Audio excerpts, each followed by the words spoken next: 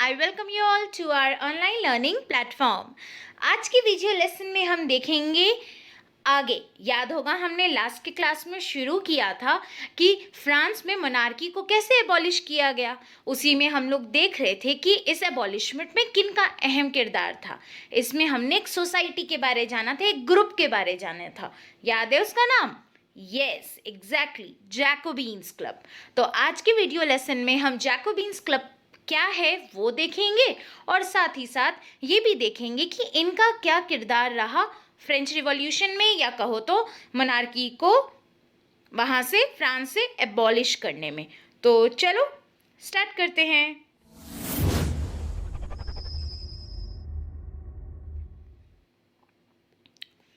जैकोबीन्स club, याद होगा मैंने लास्ट के लेसन में ही बताया था कि जैकोबीन्स क्लब का नाम जो है वो सेंट जैकब, जो कि पेरिस में एक कॉन्वेंट है, यानी कि एक महल जैसा है, चर्च, उनके नाम पर पे इसको रखा गया था।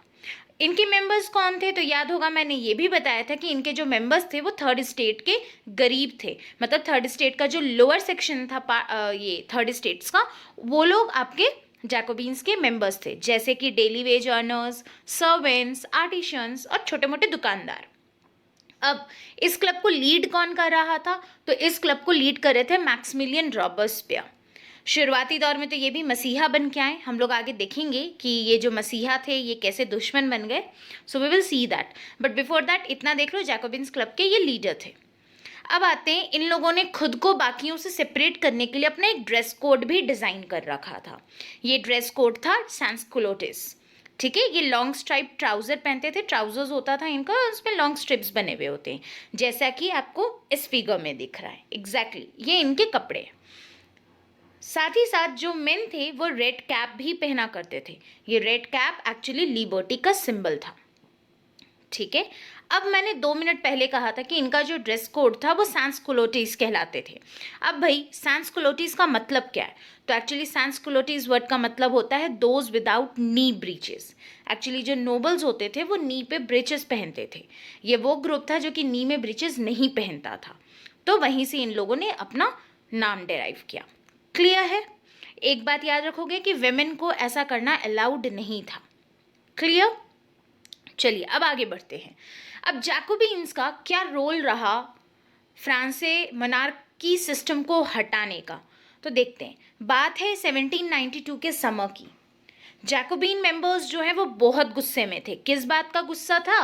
तो वही, चीज़ें महंगी होती जा रही हैं और मार्केट में चीज़ें कम अवेलेबल है। मतलब कि सप्लाई शॉर्टेज है जबकि प्राइसेस वेरी हाई हैं। इन्होंने प्लान किया इंसरिकेशन ऑफ पैरिशियंस। ठीक है, अब भाई इंसरिकेशन ऑफ पैरिशियंस का मतलब क्या होता है? तो इसका मतलब विद्रोह करना होता है। अब देखिए होता क्या है, अपने प्लान को एग्जीक्यूट करने के लिए 10 अगस्त की सुबह सुबह टुइलरीज पैलेस में जाकर के अटैक कर देते हैं। ठीक है, वहाँ पर पे राजा के जो गार्ड्स हैं उनको मसाकर कर देते हैं, उनका मर्डर कर देते हैं और राजा को कुछ घंटों के लिए हॉस्टेज बना देते हैं, यानी कि बंदी बना लेते हैं। क्लियर? क्या किए? राजा के गार्ड्स का मर्डर किया और राजा को कुछ घंटों के लिए बंदी बना लिया। उसके बाद असेंबली ने वोट किया कि जितने भी लोग हैं रॉयल फैमिली में उन सबको जेल में डाल दिया जाना चाहिए। सबको जेल में डाल दिया गया। उसके बाद इलेक्शंस हुआ। हाँ, याद रखोगे ये इलेक्शन इंपॉर्टेंट था क्योंकि इससे पहले वाले इलेक्शन में सिर्फ उनको वोटिंग राइट था जो कि एक्टिव सिटीजन थे, बट इस इलेक्शन में सारों को वोटिंग राइट दिया गया जिनकी उम्र 21 साल या उससे ऊपर थी। याद रखना, अभी भी महिलाओं को वोटिंग राइट नहीं मिला था, बट पीछे हमने क्या पढ़ा था, जिनकी उम्र 25 साल है और जो टैक्स पे करते हैं सिर्फ उनको वोटिंग राइट मिलेगी। लेकिन यहाँ पर नहीं था। अब क्या था, हर कोई जिनकी उम्र 21 या उससे ऊपर है उन सबको वोटिंग राइट दी गई। क्लियर है? अब ये जो नई असेंबली बनी इसका नाम दिया गया कन्वेंशन। क्या नाम दिया गया? कन्वेंशन।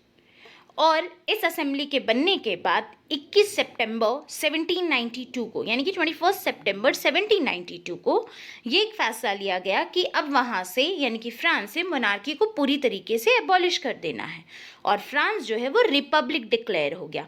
रिपब्लिक डिक्लेयर हो गया का मतलब है कि अब जो भी हेड बनेगा फ्रांस का उसको पब्लिक खुद चूज करेगी। रिपब्लिक वर्ड का मतलब होता है कि जो हेड होता है गवर्नमेंट का वो इलेक्टेड होता है। क्लियर? ये अनाउंसमेंट के बाद लुई 16 को सज़ा दी गई। उन्हें कहा गया कि इन्होंने देशद्रोह किया है और देशद्रोह के चार्ज में इन्हें डेथ सेंटेंस दिया गया।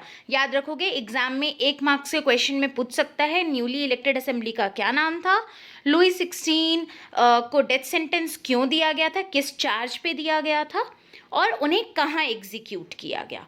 तो उन्हें एग्जीक्यूट किया गया था प्लेस डी ला कॉन्कॉर्ड में। ओके, कब एग्जीक्यूट किया गया? तो ऑन 21 जनवरी 1793।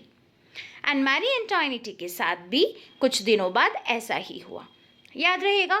तो आज के टॉपिक में हमने देखा, आज के वीडियो में हमने देखा कि जैकोबिन्स क्लब क्या था। तो याद होगा, जैकोबिन्स क्लब जो है वो बेसिकली आपका एक ग्रुप था जो कि लेस प्रॉस्पेरस सेक्शन को बिलोंग करता था। इनके लीडर थे मैक्सिमिलियन रॉबेस्पियर, और साथ ही साथ ये लोगों का जो ड्रेस कोड था उसको सैंस कुलोटिस कहते थे। 1 मार्क्स के लिए इंपॉर्टेंट है क्योंकि ये फिर आते हैं। इन्होंने क्या किया फ्रांस से मोनार्की को एबॉलिश करने के लिए? तो इन लोगों ने प्लान किया, इन लोगों ने स्टॉर्म किया पैलेस ऑफ टिलरिस को, वहाँ पर राजा के गार्ड्स को मार दिया, राजा को बंदी बना दिया। उसके बाद नेशनल असेंबली ने रॉयल फैमिली को जेल में डाला और नेशनल असेंबली जो है वो बनी, जिसका नाम कन्वेंशन रखा गया। ओके, फिर फाइनली मोनार्की इसी तरीके से हट गई और फ्रांस में रिपब्लिक आया, और लुई 16 जो हैं उनको डेथ सेंटेंस दे दिया गया ये कह करके कि वो देशद्रोह हैं, और उनको पब्लिक में यानी कि सबके सामने फांसी दिया गया at the Place de la Concorde. Same चीज़ मैरी एंटोनिटी के साथ कुछ दिनों बाद हुआ। क्लियर है? So this was about Jacobins club. Hopefully आपको आज का लेसन क्लियर हो गया है। हाउएवर, अगर कहीं कोई डाउट है तो you can ask that in comment section. तो आज के लिए बस इतना ही। होपफुली आज का टॉपिक आपको क्लियर हो गया है।